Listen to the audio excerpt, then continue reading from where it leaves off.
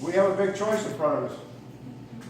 We can keep going the way we are, get a third grandstand term, more of the same from Governor Reynolds, cutting education, cutting health care, continue to take away more things like collective bargaining rights, probably going to take away IPERS, continue to fund wasteful corporate giveaways, or we can go a different direction in our state.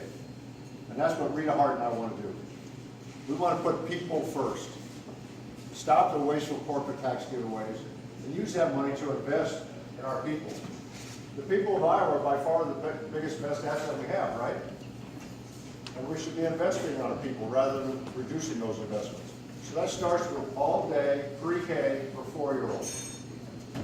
All kids deserve the opportunity to get started the right way, and pre-K certainly enhances an opportunity to be successful.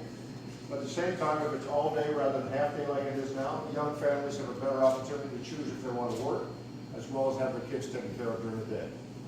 We need to fully fund our K-12 public schools. We've had about a 1.3% average increase over the last 7 or 8 years. And we all know inflation's been closer to 2.5% to 3% each of those years. And that's why our teachers are being asked to do more and more and more with fewer and fewer resources. That's why you look at our ACT scores 3 years in a row, they've gone down.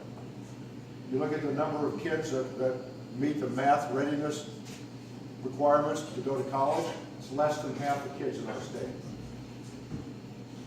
A third of our kids don't even make third grade minimum reading requirements anymore on a national basis. We're not doing the job that we need to do in our schools. We need to start investing more in our schools, at least at the rate of inflation. To stop the wasteful corporate giveaways, we have the money to do that. Let's invest in our people rather than invest in wasteful corporate giveaways. But we also need to make sure that we balance the budget properly so that we have money to make our community colleges and our region schools get some reasonable funding so they don't have to keep raising tuition, which keeps pushing student debt up way too much for people in our state. And we need to address what I call job training. There are a lot of high schools around Iowa that don't have any job training. So what are those kids going to do when they get out of school?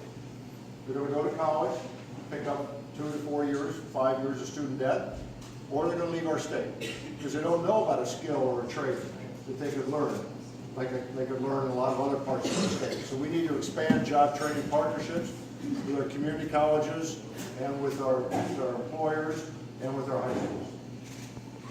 Then we also have a lot of things we should be doing differently in healthcare. We need to reverse the privatization of Medicaid starting on day 1 of this administration.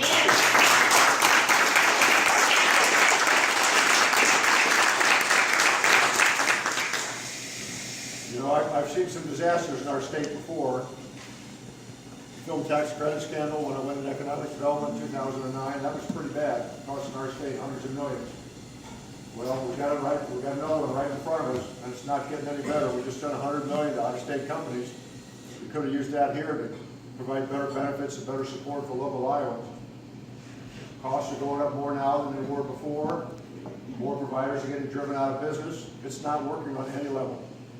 So we need to begin that process and recognize that there are different population groups in Medicaid that need to be treated separately, separate cost structure, and separate definition of quality outcome. So we focus on the different groups in Medicaid differently. But we put the state in control of the decisions and in control of the data. Because now the providers, you talk to these providers who are Medicaid, they want to know how they can do better, but they don't know anything. They have their own history, but they don't have the history of anything else around our state, so they can't compare and learn on best practices. It's because the state doesn't have that information either. So there's a lot we can do there, but we're going to start that process on day 1.